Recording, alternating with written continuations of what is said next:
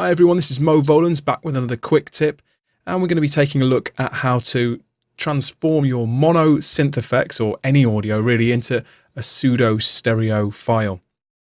Now there's literally hundreds of different ways to do this with different effects and processes and techniques. This is just one way that I like to do it, and it's really straightforward and really quick. So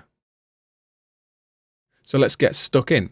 So what we've got is a sample here in a project that I'm working on from a Moog Little Fatty, and it's really just a sort of a self-resonating, self-oscillating even, resonant effect. And it's sort of a resonance sweep. I'll play the original sample, and this is in mono.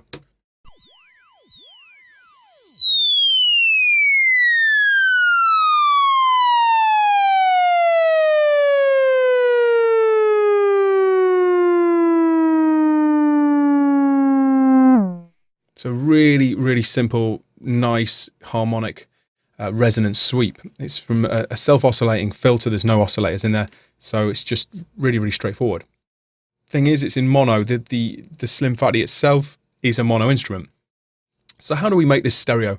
Well, what I've done is I've copied the sound onto 2 tracks, and you can see them here. And essentially, I've just really line them right up so they're identical. You can see, like, if I zoom in really closely, they're just exactly the same. And what you can do is you can move one of these yourself, and this creates sort of a natural chorus, and I'll show you the routing for it in a second. But instead of actually moving them in Logic, you can induce some delay, and up here you can see that I've induced 50 milliseconds, I think it is, or maybe 50 samples. Either way, it's a very small amount.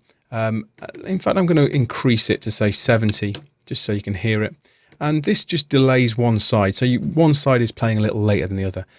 You can really mess around with these timings, but once you've got this set up, and let's just make sure we're on the right channel here, you can put each one of your separate independent channels panned hard left and right.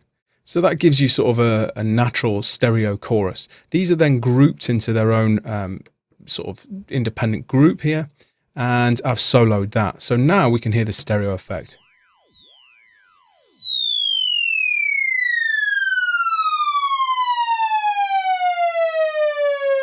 And the greater this delay, the greater the stereo effect.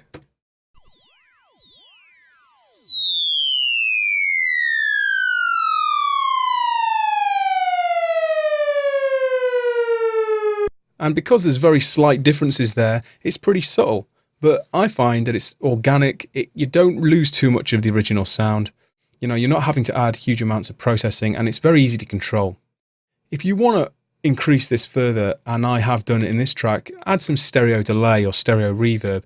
But on top of the stereo processing you've got, it tends to work very nicely.